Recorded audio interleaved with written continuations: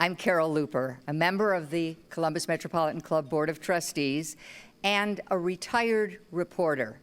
May I tell you, reporters never retire. You just stop getting paychecks, but you're still in touch and following stories.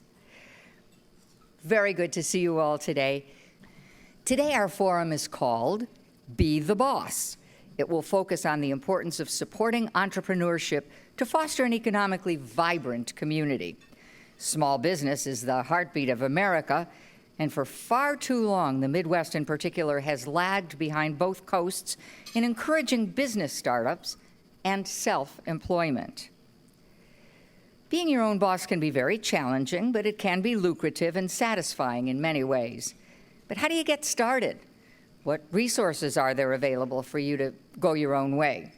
Well, we look to our experts today for answers, so let me welcome our panel today. CEO of the Economic Community Development Institute, Inna Kinney. President and CEO of the Center for Social Enterprise Development Leadership, Alan Proctor. Co-founder of Slow Money Central Ohio, Lisa Daris. District Director, Ohio Small Business Development Center at Columbus State Community College, Ariana Ulloa-Olavarrieta. And I hope I got that right. I practiced a little bit. Also, the founder of Regionomics, Bill LaFayette, will speak. Now, Bill, you're going to make opening remarks, and then the podium will go over to Ariana for the conversation. Please welcome our speakers. And Bill, the podium is yours. Thank you, Carol. Thank you all for being here. We've had several forums at CMC over the years looking at starting and funding new businesses. But those forums have generally focused on tech startups and the attraction of venture capital. That's very important work, but this conversation is going to focus on the vast majority of startup businesses that are not tech and don't have access to venture capital. My argument is that these businesses convey benefits to the regional economy that are very different from tech firms, but just as important. And the economic development community, I think, needs to pay a whole lot more attention to these businesses than it often does. The standard argument in economic development runs like this. Tech firms we like because they have the greatest potential of growing to national or international scope. They're also the most likely to generate high-paying jobs. Economic developers, by and large, tend to ignore small retailers and service businesses, arguing that these businesses only circulate income that's in the community already, rather than attracting new money, as tech businesses do. Economic developers also argue that local businesses just develop and grow on their own based on whatever the community's needs happen to be. Trying to force that process is a waste of time and ultimately sets firms up to fail. I used to make that exact same argument, but it's wrong. The problem is that the argument doesn't consider the first of at least two benefits that locally owned, locally serving businesses provide. These businesses trap income that would otherwise leak out of the Central Ohio economy. Chain retailers, chain restaurants centralize purchasing, distribution, and business services in order to be efficient. Franchisees pay for these services with their franchise fees and payments to distant suppliers. As a result, many of the dollars spent at these establishments leave the local economy immediately, and consequently, the community impact of these dollars is zero. But locally owned businesses build local networks of suppliers and service providers. Their expenditures become income for those service providers. Profits and executive salaries also stay local. That additional activity supports jobs and increases income in Central Ohio rather than supporting jobs and increasing income in other places. A firm called Civic Economics has looked extensively at this impact in locations around the country. They've found that the local impact of a dollar spent at a locally owned retailer can be 3 or 4 times as great as one spent at a chain.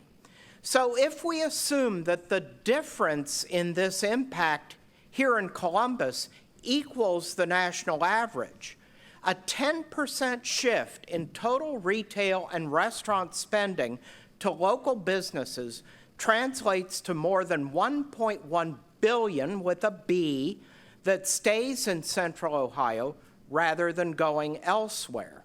Now, in a $100 billion economy that Central Ohio has, that's not a huge earth-shattering impact, but it's definitely big enough to leave a mark. Trapping dollars that would otherwise leave the region is exactly the same as bringing dollars in.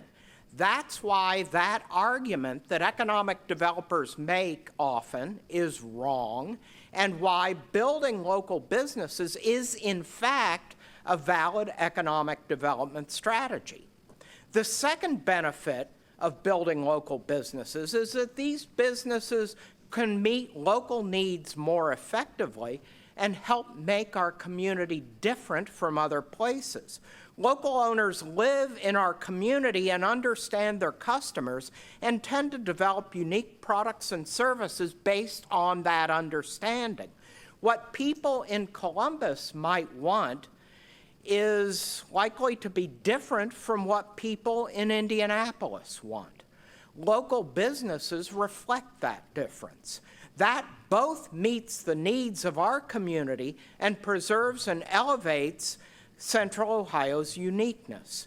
That uniqueness can attract visitors and new residents and new business and put Columbus in the national spotlight, as the Short North and German Village have done so well now for decades. So again, that's what I wanted to share. Thanks again for being here. I'm really eager to hear the conversation. So Ariana, take it away.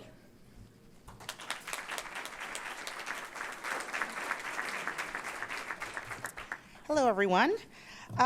Okay, so I truly believe that small businesses are the heartbeat of our community. So to the panelists, what do you think the culture of entrepreneurism is here in Columbus and in this region? I'll go first. Okay, I was elected. Good afternoon. I'm Inna Kinney. I'm the founder and CEO of Economic and Community Development Institute. And what I'd like to say, and by the way, Bill, you did a great job. We believe in local businesses. In fact, our entire mission is focused on entrepreneurship for startup and existing companies. The climate in Columbus, we always felt, and actually after reading the article, and I was also interviewed in the article in the Business First, I believe wholeheartedly that Columbus does have a very vibrant small business community. And in fact, seeing and looking at the people in this room, many of you do support small business community. We have City of Columbus, we have banks, we have foundations. And ECDI is in the forefront of that by providing capital, access to education, training, and mentorships. We have been doing this for 12 years now, and it's tremendous. I mean, Columbus does have a lot of industry. Columbus does have a lot of universities and big corporations. However, I do believe that without those anchor companies, the entrepreneurship would not be where it is right now in Columbus. Certainly, people can do more. From a procurement perspective, we always have believed that the bigger companies should be putting aside some of their dollars towards contracting with minority women-based businesses, because at the end of the day, that does create additional opportunities for those businesses to succeed as well as create jobs. So I will. Well, I think one of them, you're right on about that, and I think one of the most important things in a culture of entrepreneurism is passion. And to start a new business by yourself, you have to be really committed. You have to be willing to, frankly, not make an income for a while. You have to be willing to take risks. And one of the important things in this city that we need to continue to develop is you need to know ways to get help, which means you need to really know how to network, which means we need to find ways to make it easier for people to connect. In what we do at the Center for Social Enterprise Development, we're dealing with a special kind of business where the passion for social impact is really a fire beyond anything, beyond just making a living. And what we're finding is they're used to toiling in the vineyards by themselves, as I say, and being able to take risk, connect with others, get that encouragement, because an entrepreneur always thinks that everything's going wrong and it's all their fault until they find that it's happening to all other 18 people they're talking to, and so it gives them the encouragement to go through it. I think the other part of a culture of entrepreneurism is what we'd often call the ecosystem of entrepreneurialism, and that's finding sources of capital that understand that it's worth the effort even though the majority of new businesses don't make it.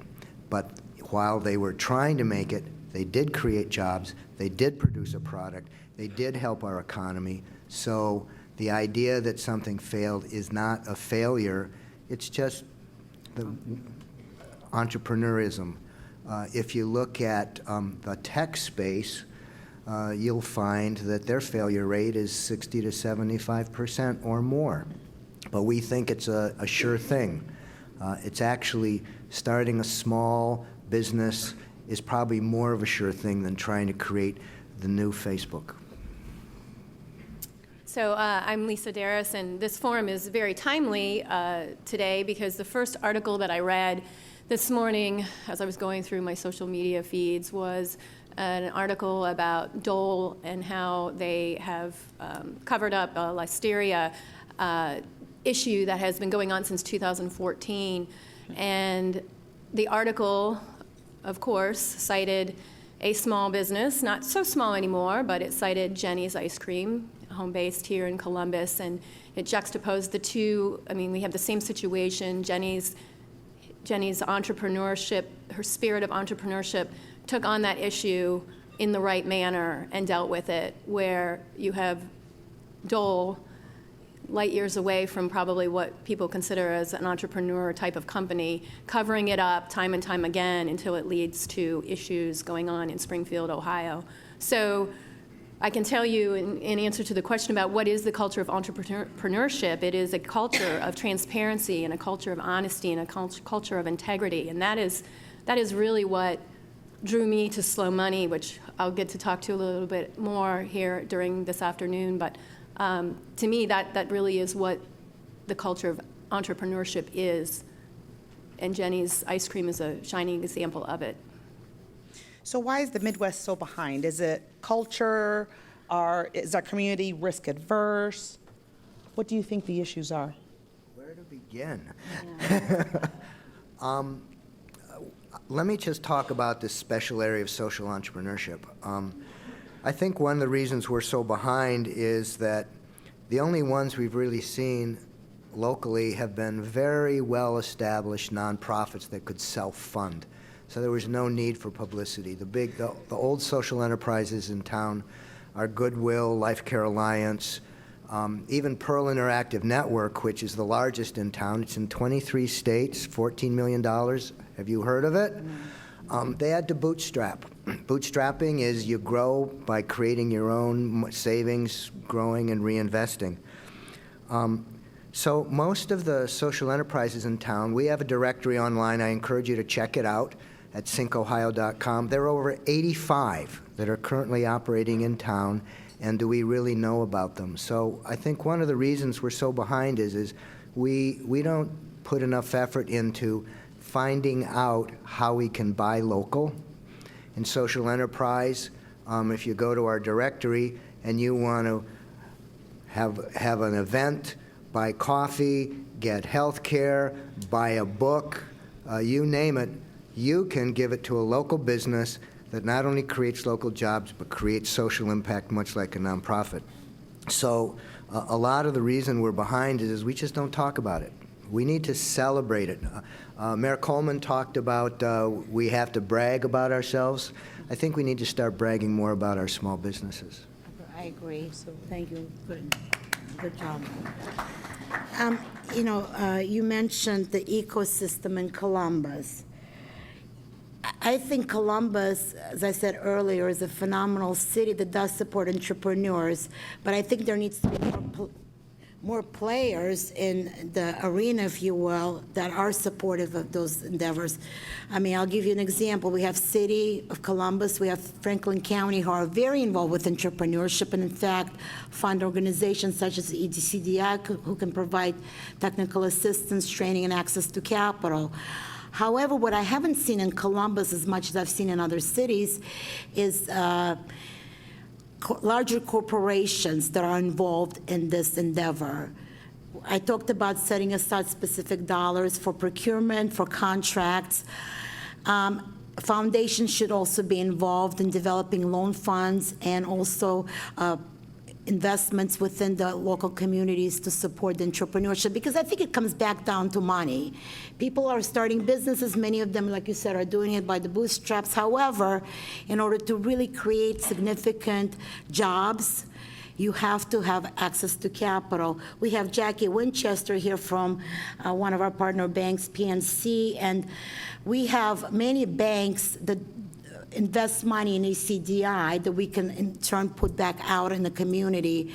I'd like to brag about what we've done in the 12 years, and I think it's very important to understand that ECDI has invested $32 million in loan capital within the 12-year period, and that's all in support of businesses that we've created. As a result, those businesses have created 6,000 jobs. Majority of those jobs are for minority and low income and women entrepreneurs, which is very important. These jobs would not be created if organizations like ECDI, the banks in the city, and all of the investors that we've had over the years would not be supportive of that. So again, I think more people need to be involved in creating this ecosystem. We have universities here. We have huge corporations, we have foundations.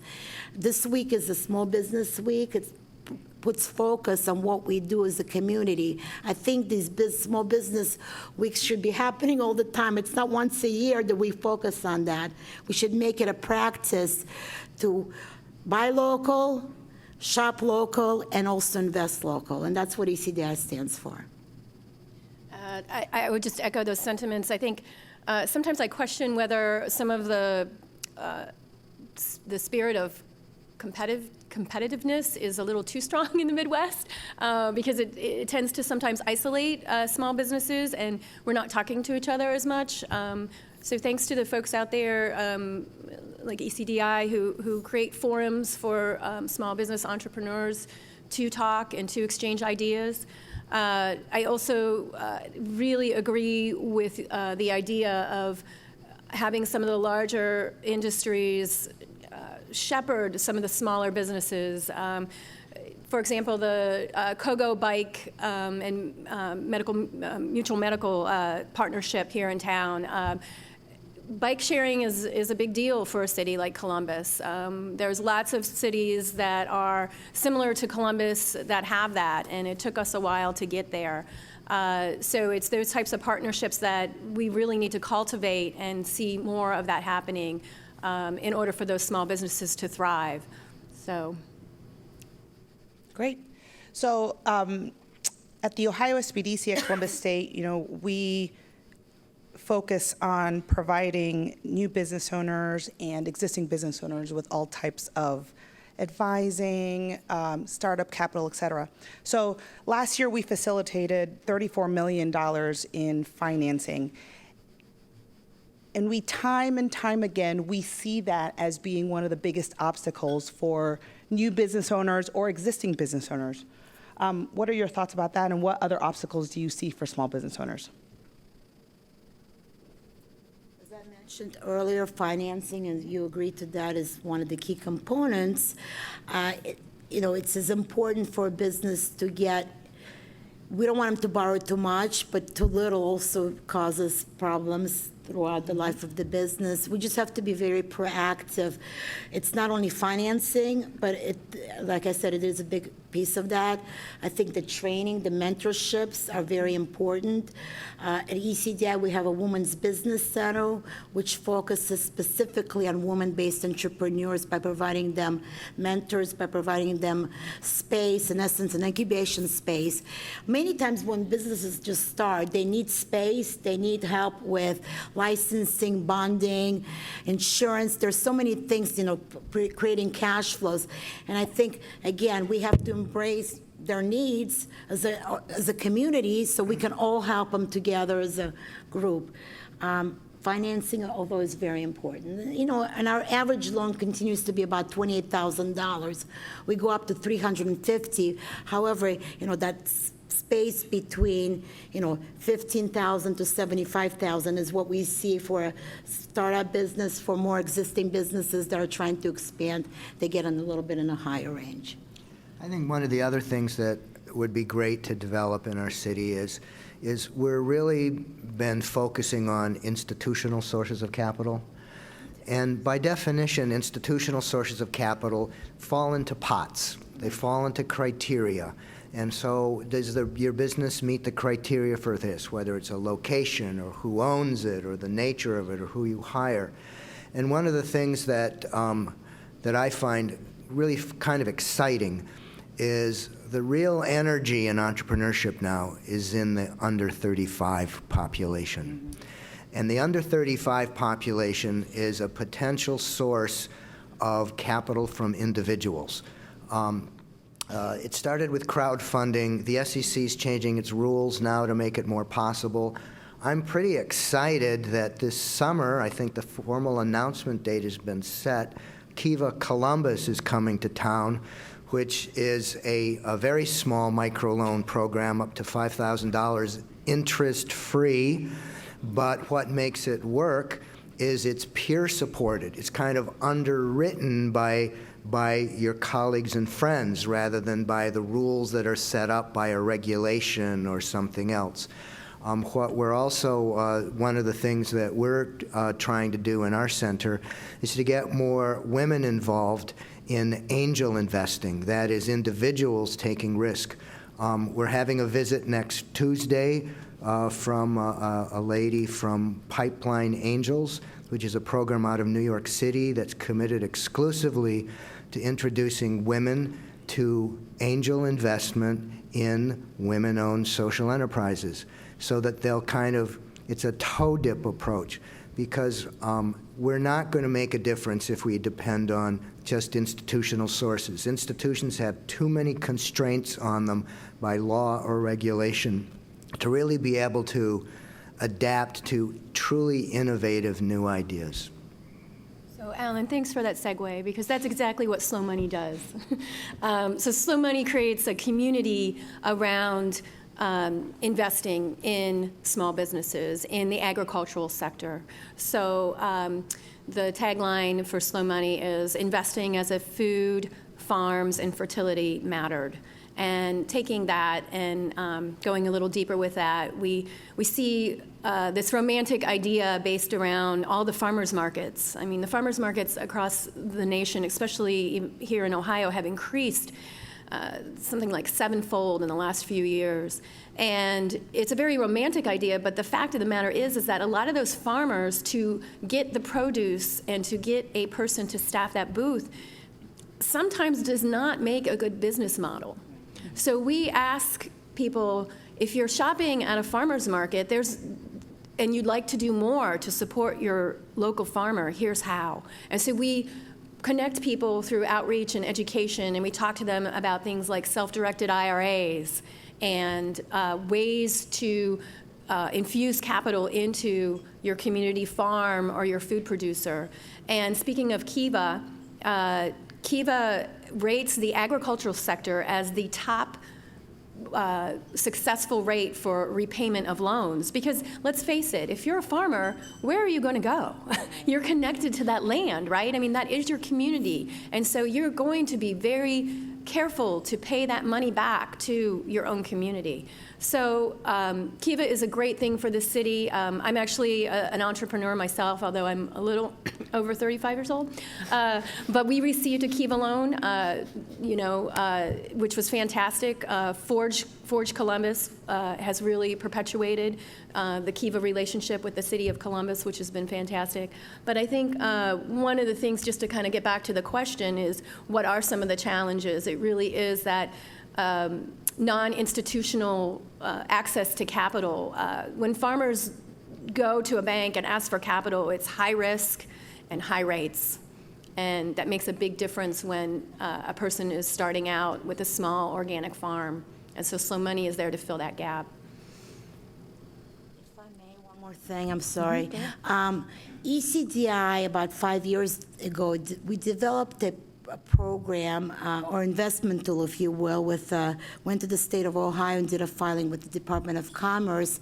The filing was specifically to have individuals invest money through a note. It's called Invest Local Ohio.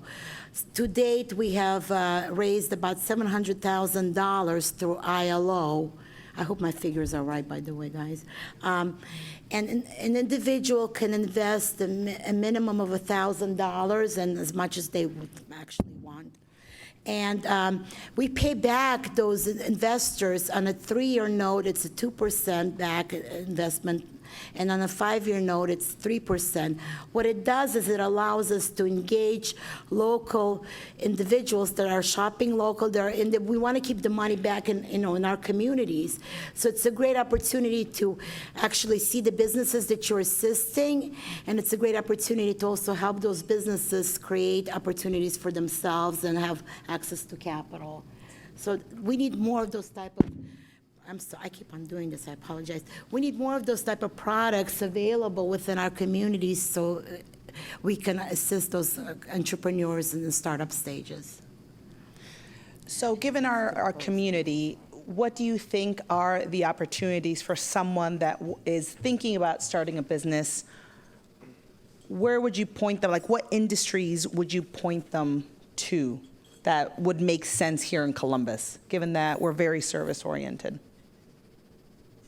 I can speak to that, and obviously, my answer is going to be something in the agricultural field. I mean, we're sitting here in an urban center.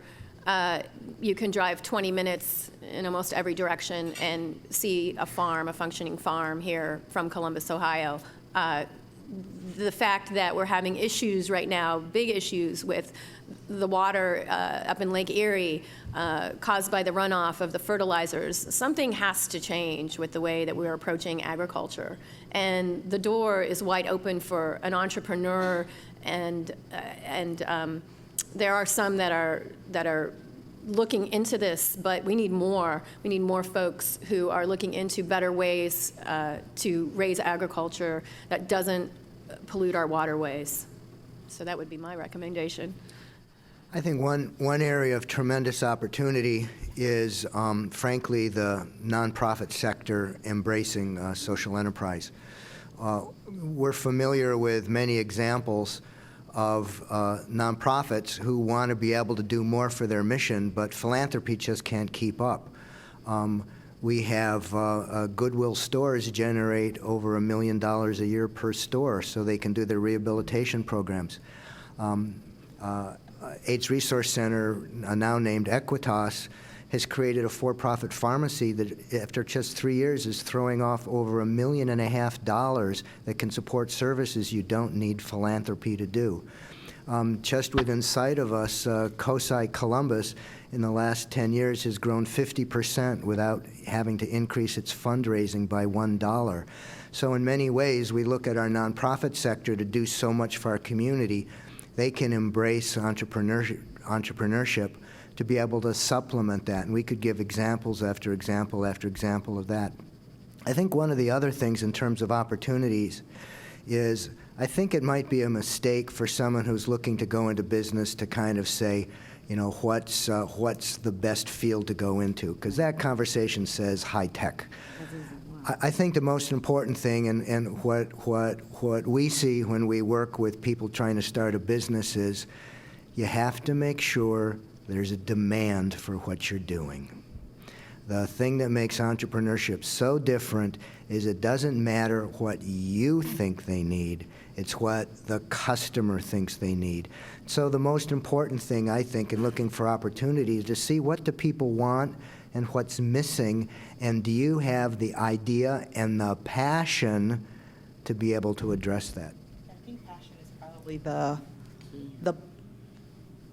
we get that question a lot at the center, and our answer is always, it gets to be something that you're absolutely passionate about because you're going to be doing it 24/7, 7 days a week.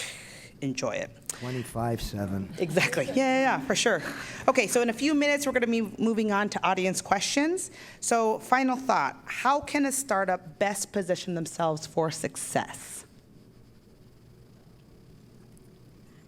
Find some advisors, put together an advisory board, find the talent that's out there. One of the real strengths of Columbus is how many business experts want to help. They just are looking for an avenue and a vehicle to do that.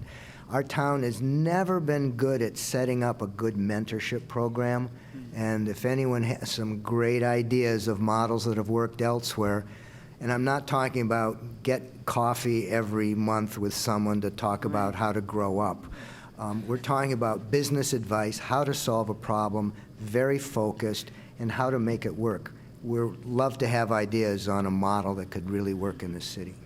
My answer is short. Get advice, ask for help, and make connections and do a lot of homework. I think one of the reasons why businesses do not succeed is they don't take those steps. And when you do have your business plan, make sure you follow it and you operationalize. Lisa, anything?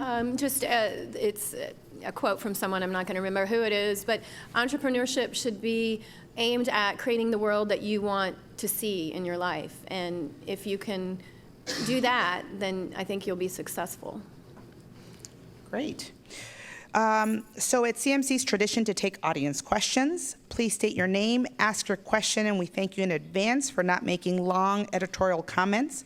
Let's proceed with the first question. Anyone out there? Have we just answered all of your questions and you're going home inspired and enlightened?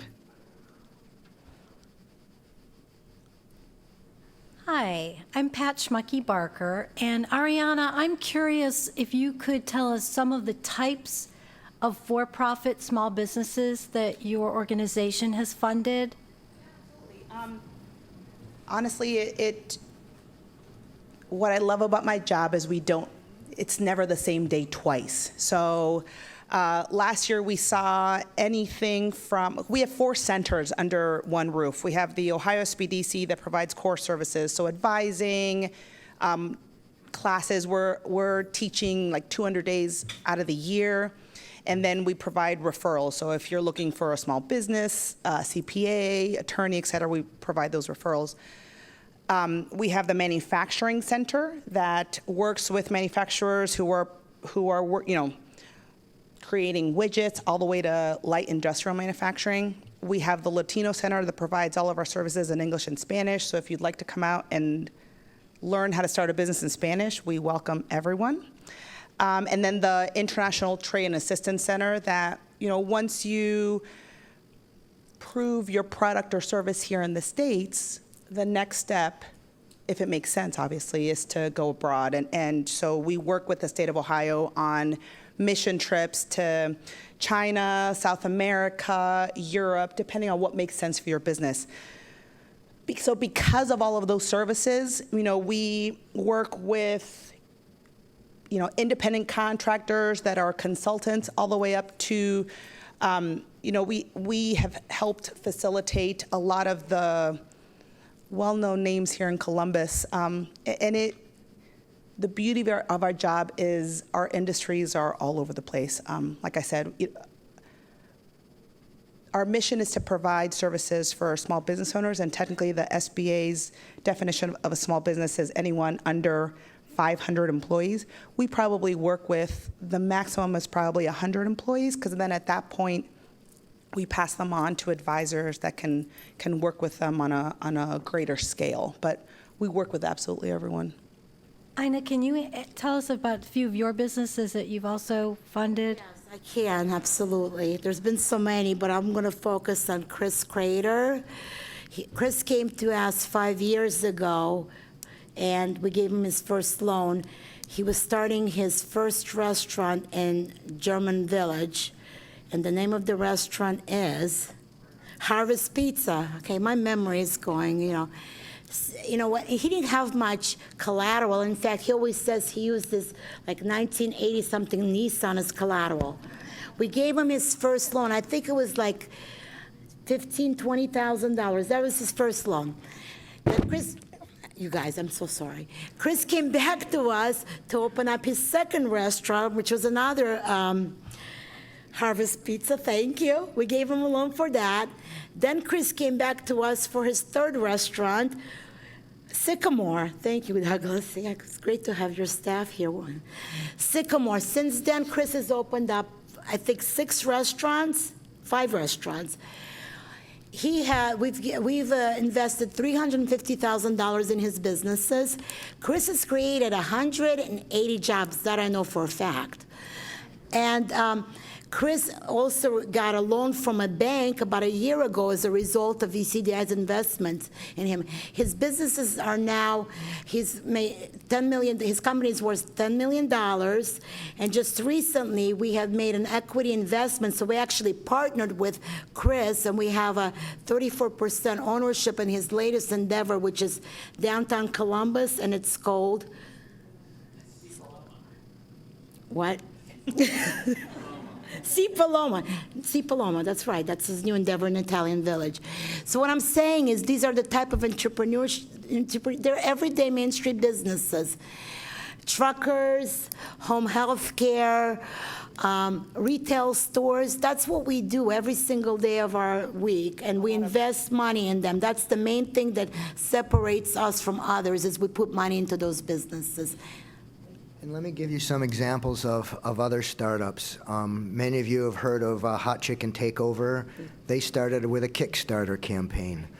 You might have heard of Clean Turn. They started with a grant from a Chicago foundation, and after they got going, they got a loan from the Columbus Foundation. So there's many paths to do that. The Tony Wells Foundation is a very good source of co-investment. They just made a major a loan to the PAST Foundation, which is a 501c3, to basically create centers where all the high schools from the region can come in for special work in STEM fields.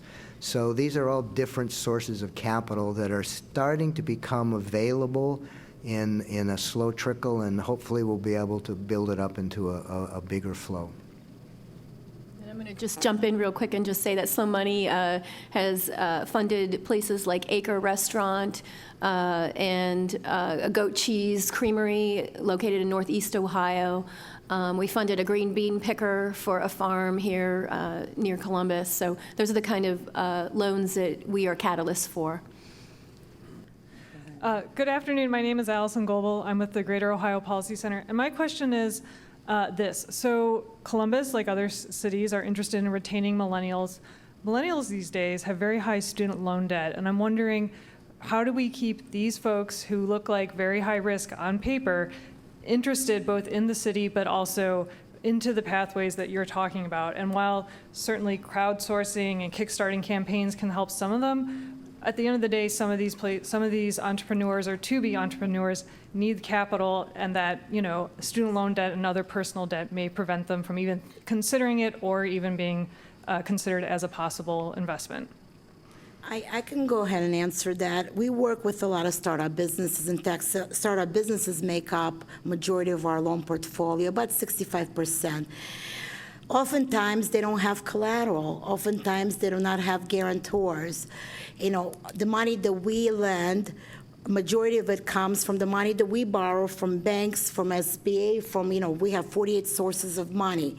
What we need as a community, and we've talked about this earlier, is this investments that come to organizations such as ECDI that we don't have to pay back. So our underwriting standards, if you will, could be a lot more lenient to assist those companies or those individuals that are in the really true startup phase and they need a little bit more time to pay back, or maybe do it as a grant to them initially. I think all of those things are open for community conversations. It's not ECDI's goal to not include others in these things. If these are the things that are needed within our community, we need to address them together. The other thing that the startups really need is the space. Many of them cannot afford to have their own space, so incubators are very important to at least initially help those businesses. They shouldn't have a lot of expenses that are needed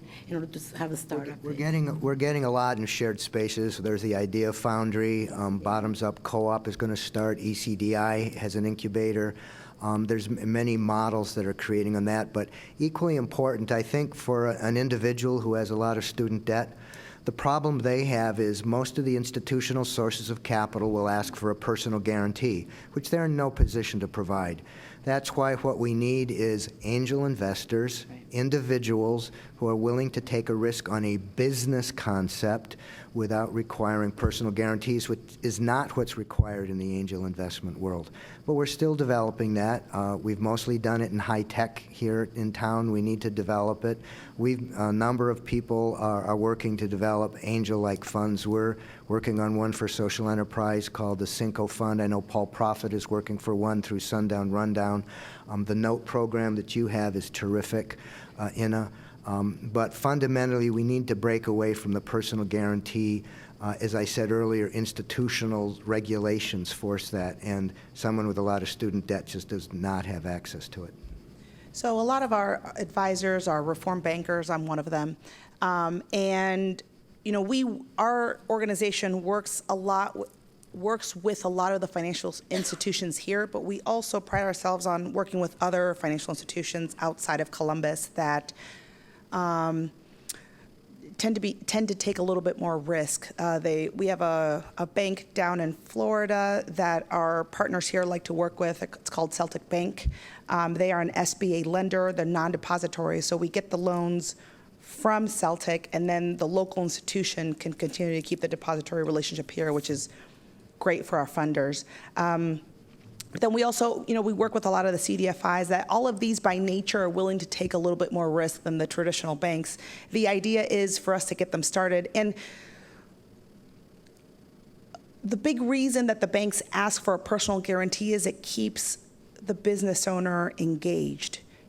Even if there's not a lot of collateral or assets that they have to work with, the idea is that the business owner, if they're forming an LLC or another entity, it keeps them focused on making sure that they are a true partner with the financial institution on keeping the business up and running, successful, et cetera. So, the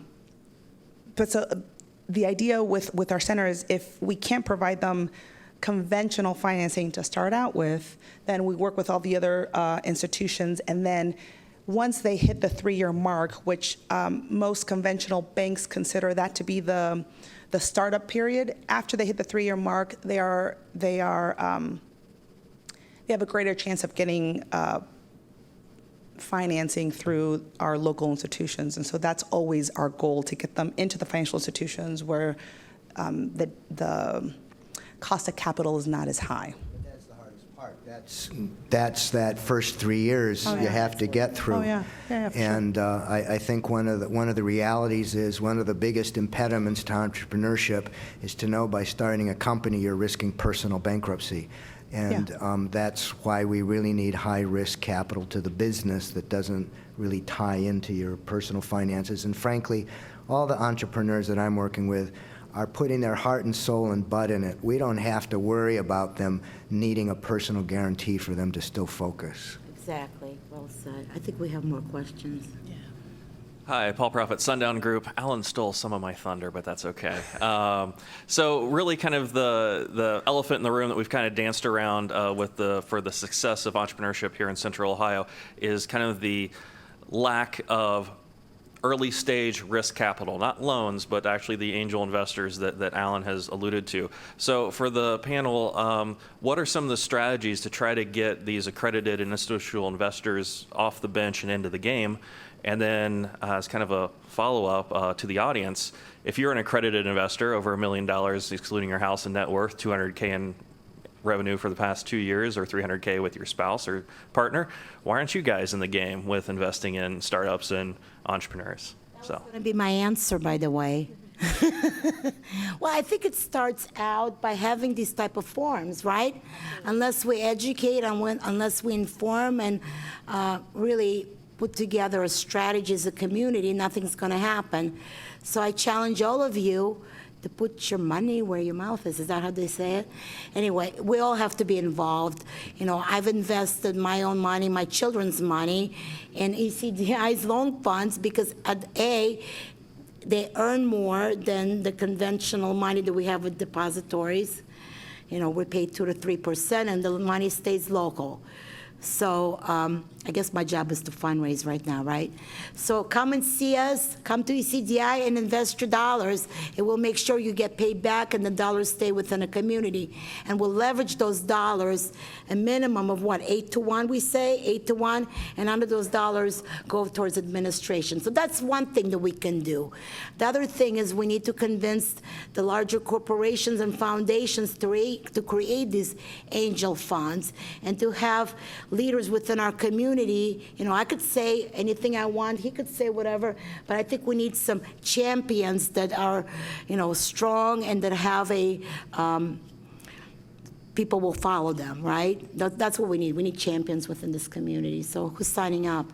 Yeah, I think this notion of having more forums is really important because one of the problems is if someone's really interested in angel investment, they know about the national funds, they see the publicity of national, so we have to create our own publicity. But I would like to give a shout out to 2 companies, the Safe Light Corporation and AEP have chosen to be angel investors in social enterprise, and they have subscribed to a fund to do this. And we are excited they're doing that and just hope that more companies will see the advantages of using their balance sheet to make this world a better place, not just their philanthropic grants from their P&Ls. You want us to wrap up? I just have one thing to add. When I mentioned self-directed IRA, other than the reformed bankers in the room, how many people know what a self-directed IRA is? Okay, more than I thought, which is great. So Slow Money does that education and outreach, and we actually had a workshop on how to set up a self-directed IRA a few years ago, and it was very well received. A lot of people don't know what it is. They don't know the empowerment that they have with their own money. The reason I got involved in Slow Money to begin with was because I saw what my money was doing halfway across the globe. This was during the BP oil crisis in the Gulf, and I was really mad at BP, and I saw where my money was going, and a lot of it was going to BP, to support BP, and I thought, whoa, I've got to change this. So I started investigating on how to invest locally, and that's how I discovered Slow Money. So if you look at kind of where your portfolios and where your investments are, and if they don't align with your mission, it might be time to look into something different. All right, we have time for 2 more questions. Go ahead, Ryan. Hi, my name is Ryan Schick. I'm the City of Columbus Small Business Concierge. Jane, you're going to forgive me for 1 second. Columbus Startup Week, presented by J.P. Morgan, is taking place over at View on Liberty Street. I highly recommend you check it out. It's a great snapshot this week of our ecosystem. But I wanted to touch a little bit on the ecosystem. And Inna, I'm going to throw this question directly at you, given our short amount of time, because Alan would love to hear what you have going on as well. As custodians of city money and through the Community Development Block Grant, could you tell us about your new incubator, when that you've started up? Thank you, Ryan. Our new incubator was funded in part by the City of Columbus, and the incubator is ready to go. It's a co-working space for entrepreneurs in the early startup phases of their business, which has 24/7 access. We also provide them with training, technical assistance, and most importantly, mentorship and co-working space that is I think it's pretty phenomenal. So come and see us. Is there anything else you want me to say? And I want to thank Ryan. So thank you, Ryan, in this development department. But city has been very much involved in everything that we do, both city and the county. I think it's very important. Again, going back to talking about the ecosystem, we have a great ecosystem in Columbus right now with the public support. However, I think it's important to get more private support in the mix. Thank you, Ryan. Last question. I'm Chuck Lind, and I just wanted to give a little shout out to the food truck entrepreneurs and Thank you. ask the panel real quickly what it took to make that happen.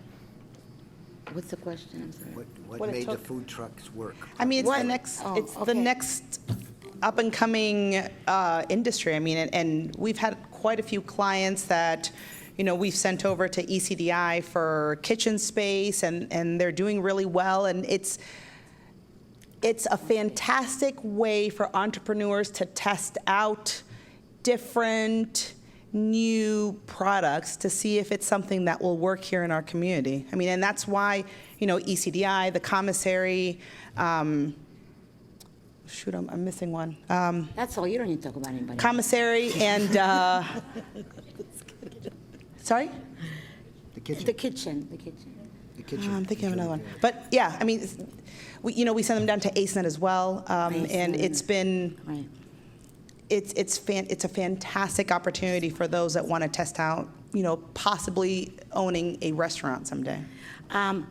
Thank you for the shout out. ECDI, we got into the business of food entrepreneurship about 8 years ago. 23% of our clients represent food-based businesses, from a startup phase to food trucks to food carts, all the way to the restaurants. So about 7 years ago, we purchased a facility in Old Leonard. It had there were 3 warehouses. We converted one of the warehouses into a commercial kitchen, which is USDA certified, and is used 24/7 by food-based entrepreneurs. In addition to that, we have food trucks that use our facility both for space as well as for gigs. So we go out there and we get them gigs. We help them with social media, marketing, access to capital. So when I said one-stop shop, it truly is a one-stop shop. Come and see us, ask questions, and most importantly, donate. Thank you. And with that, I'm going to turn it back over to Carol. Thank you. You know, I hope you all enjoyed today's forum. We encourage you to continue the conversation in the back with coffee and cookies, and I know you all will stay for a while. Any questions that you didn't get answered yet, we'll have a conversation. You can view and share today's forum and all of our forums on CTV Columbus Television, on WOSU and PBS affiliates statewide, through the Ohio channel, and anytime on CMC's website via YouTube. And I noticed on Channel 34 WOSU at 9 o'clock on Monday nights, they are now showing the Columbus Metropolitan Club Forum. Please thank our speakers, Inna Kinney, Alan Proctor, Lisa Daris, Ariana Ulloa-Olavarrieta. Say it for me. You said you would. Ariana Ulloa-Olavarrieta. And she Super says it with close. such a lilting, beautiful accent. Also, thank Bill LaFayette. Thank you. And thank you for being here. I hope to see you next week.